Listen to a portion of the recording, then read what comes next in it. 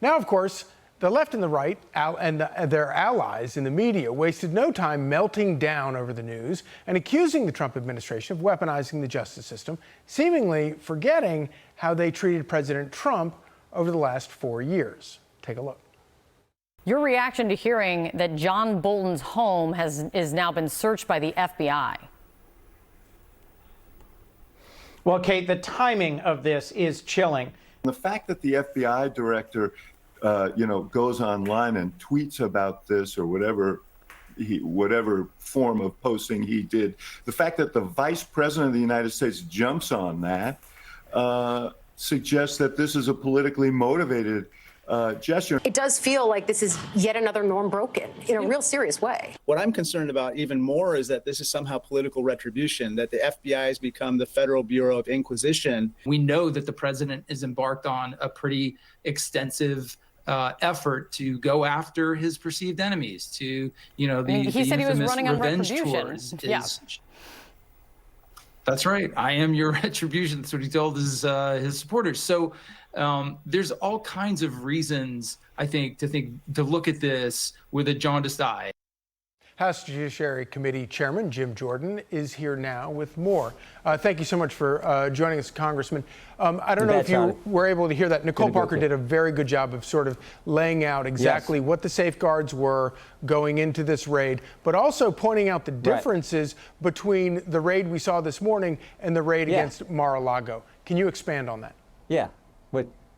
No, I think Nicole's exactly right. I don't know how this went down today, but you're right. The press wasn't there. There wasn't all this, the big scene that it was 3 years ago this month when they raided President Trump's home. I think the big takeaway, though, is think about what we've learned in the last 4 weeks. Because of the good work of the Attorney General, of Director Patel, of ODNI Director Tulsi Gabbard, think about what we've learned. We learned that Jim Comey and his chief of staff were leaking classified information. Right. We learned that a whistleblower has come forward and said Adam Schiff was leaking classified information. We learned from Tulsi Gabbard that there's another whistleblower who said that they changed the intelligence community assessment. They changed the report to say something different back before President Trump even took office, between Election Day 2016 and Inauguration Day. And now we learn that, and that change, by the way, Charlie, was done by Brennan and Clapper at their urging. The report was changed back then. And now we learn today that John Bolton mishandled classified information. So you got Comey, Schiff, Clapper, Brennan, Bolton, all out to undermine the president. That's the story here. You mentioned the deep state a few minutes ago. That's the deep state in action, trying to sabotage the guy we the people put into the Oval Office. That's what they tried to do. And now you got good people running these federal agencies who are looking at the facts and just going on the facts and bringing that forward. This is not political retribution. This is accountability, and it's exactly what the American people voted on when they put President Trump in the White House on November 5th. Okay, and so I think it's so interesting. Those forces operated throughout President Trump's first term. They continued to operate for the entire 4 years of the Biden administration. Have they been neutered now? Have those forces been silenced? Have they been broken?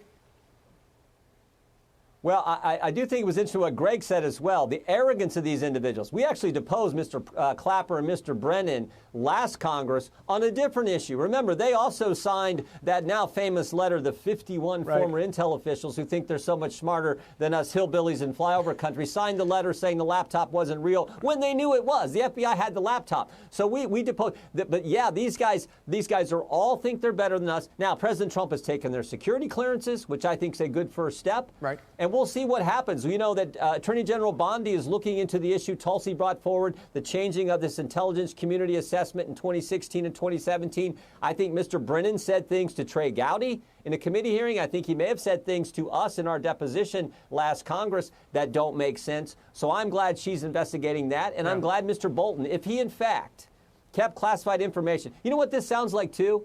This is what Joe Biden did. Joe Biden kept classified information at his home because he was writing a book. We had that hearing with Special Counsel Hur, and we asked Mr. Hur, and there were 8 million reasons why Joe Biden kept that classified information, because that's the advance he got for the book that he was writing. It looks like John Bolton may have been doing the exact same thing.